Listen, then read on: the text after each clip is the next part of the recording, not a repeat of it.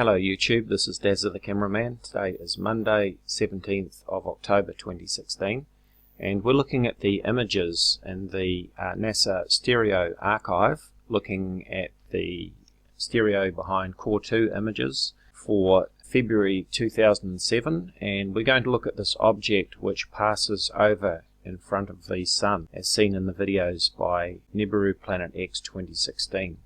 So let's run the animation and look at the direction that this object is taking. It's coming in from the lower right hand side, it's curving around and then coming back heading towards the Sun. So now it's crossing the solar disk, it's behind the occulter, and we see it emerging out the other side. Let's take another look at that as it loops back around, and next we will look at a simulation from the NASA EYES program from the point of view of the stereo behind spacecraft. So there it goes again, and now it is emerging out the other side of the occulter disk and heading back in the opposite direction. So next we're going to use the NASA EYES, Eyes on the Solar System simulator, which anyone can download free. You can download the app here. Eyes on the Solar System lets you explore the planets, their moons, asteroids, comets, and the spacecraft, exploring them from 1950 to 2050. Using real trajectory data, you can recreate famous moments in solar system exploration or preview exciting adventures yet to come. We've got the time set to February 20th, 2007.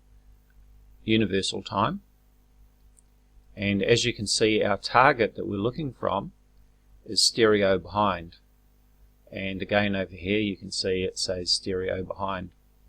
We've got the date set to February 20th 2007. We're looking towards the Sun here. We can see the Earth is here, and we can see that the Moon is over here, and you can see its orbit line around the Earth. So you can see that in relation to the Sun, the Moon is at around about a 4:30 position on the clock dial, and we're going to run this forward to the 25th, 26th of February and see what happens as we look towards the Sun as viewed from the stereo behind spacecraft. Now remember too that we have never said that the Moon is orbiting the Sun. Of course the Moon orbits the Earth, it always has. So let's have a look at the view from the stereo behind spacecraft as we run time forward to the 25th and 26th of February 2007. So you can see that the Moon is progressing along its orbit as it orbits around the Earth. It's coming up from the lower right hand side as we see it. It's now approaching a 6 o'clock position to the Sun. It is coming up higher and higher. We are now up to February 22nd, 2007. And we can see that the Moon is about at its extent on its orbit. It's just coming up now. As it does so, the Moon progresses further up towards the Sun. It is now February 24th. And now we can see that the Moon is actually approaching the Sun's disk as seen from the stereo behind spacecraft. And we can now see that the Moon is transiting the solar disk. So from the viewpoint of the stereo behind spacecraft, the Moon is in front of the Sun. Now the Moon is still orbiting the Earth, of course, but from our vantage point from stereo behind, it appears to be in front of the Sun. Let's zoom in on that. So there is the Moon and there is the Sun, and let's just progress that on again, and we will watch the Moon exiting the disk of the Sun as seen from the stereo behind spacecraft. And there it goes.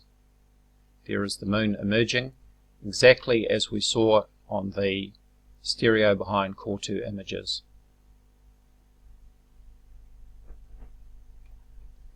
This was when stereo behind was launched, not long after it was launched, and it was still on its way out into its orbit around the Sun. We have never said that the Moon orbits the Sun. This is a misunderstanding by Nibiru Planet X 2016, and all he needs to do is to go back to the videos and information that we have sent him, and he will see that we have always maintained that this is the Moon visible in the stereo behind images as seen from the stereo behind spacecraft. And as if we need any more proof whatsoever, all we need to do is go to Google and type in Moon and stereo behind 2007. We will get a number of results with all of the details. Let's take a look at some of these results. For example, this one here. Stereo eclipse. The article is dated March 12, 2007, and it states on February 25th, 2007, NASA scientists were calibrating some cameras aboard the Stereo B, stereo behind spacecraft, and they pointed the instruments at the Sun. Here is what they saw. Wow. Is it planet Enoch? Is it Nibiru? Is it Planet X? No, it is not. It clearly says here that the black disk is the Moon. It says here, we caught a lunar transit of the Sun, she explains. And you can scroll down, I'll provide the links in the description area. There are a number of links and animations underneath this article. But wait, there's more. Let's go back to our main search for Moon and stereo behind 2007, and let's look at this link. And this is from the stereo website again at NASA. You can see the images of this object. This is a composite image, obviously, with three images. What does it say? Solar eclipse stereo style, February 25th, 2007. And the text reads, there was a transit of the Moon across the face of the Sun, but it could not be seen from the Earth. This sight was visible only from the Stereo B spacecraft in its orbit around the Sun, trailing behind the Earth. NASA's stereo mission consists of two spacecraft launched on October 2006 to study solar storms. The transit starts at 1:56 a.m. EST and continued for 12 hours until 1:57 p.m. EST.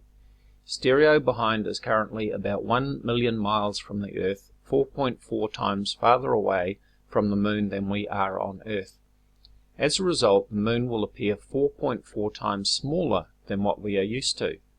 This is still, however, much larger than, say, the planet Venus appeared when it transited the Sun, as seen from Earth in 2004. This alignment of Stereo B and the Moon is not just due to luck. It was arranged with a small tweak to stereo behind's orbit last December. The transit is quite useful to stereo scientists for measuring the focus and the amount of scattered light in the stereo images for determining the pointing of the stereo chronographs.